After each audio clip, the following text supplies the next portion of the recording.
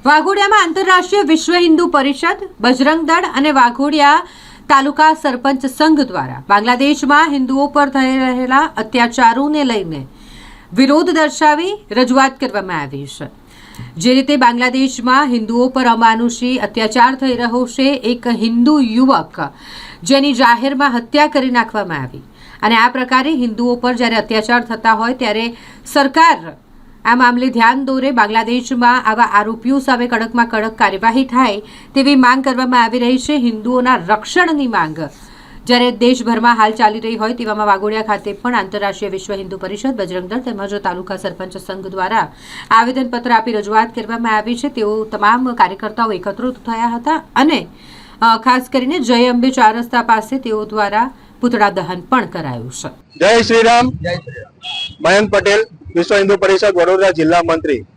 આજ રોજ વાઘોડિયા તાલુકામાં, વાઘોડિયા પ્રખંડમાં બાંગ્લાદેશના પીએમ નું પુતળું દહન કરવામાં આવ્યું છે। વિષય આપ સૌ જાણો છો કે તાજેતરમાં જ આપણા એક હિન્દુ યુવક દીપચંદ્ર દાસની નિર્મમ હત્યા થઈ છે। તેને સરેઆમ મારવામાં આવ્યો છે અને બેભાન અવસ્થામાં તેને લટકાવીને જીવતો સળગાવી દેવામાં આવ્યો છે। તો આ માનસિકતા ખૂબ જ ખરાબ છે અને બાંગ્લાદેશ આપણા દેશમાંથી છૂટું પડેલું છે। જે તે સમયે આપણા સૈનિકોએ ત્યાં રક્તની નદીઓ વહાવી છે અને બાંગ્લાદેશને આઝાદ કરાવ્યું છે, તેને છૂટું પાડ્યું છે। પણ આજે ત્યાં આપણા હિન્દુઓ સુરક્ષિત નથી અને દિવસે ને દિવસે ખૂબ જ ખરાબ તેમની દયનીય પરિસ્થિતિ થતી જાય છે। તમે જોયું હશે કે કોઈ પણ બાબત એવી હોતી નથી કે જેનું આટલું મોટું સ્વરૂપ આપવામાં આવે।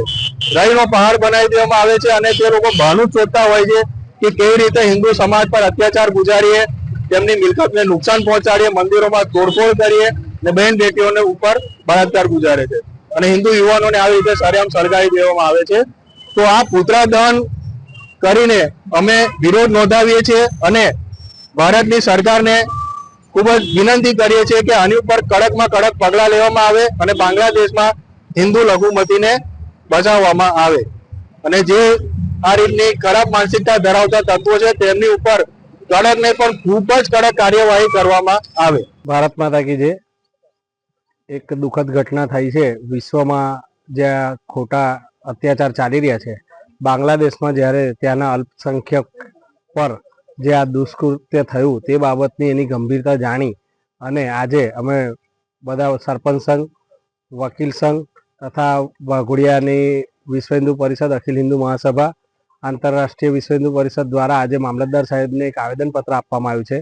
દુઃખ વ્યક્ત કરતા અમે આવેદનપત્ર આપ્યું છે કે ભાઈ જે અત્યાચાર થાય છે એ બાબતની આપની જે સરકાર છે મોદી સાહેબ, જે ઘણે અવનવા સારા એવા નિર્ણય લીધા છે, તો આમાં પણ કંઈ વિચારે એવી અમારા બધાની સૌની પ્રાર્થના છે અને સાથે જે મૃત્યુ થયા છે એ ભગવાન એમની આત્માને શાંતિ આપે। ભારત માતા કી જય।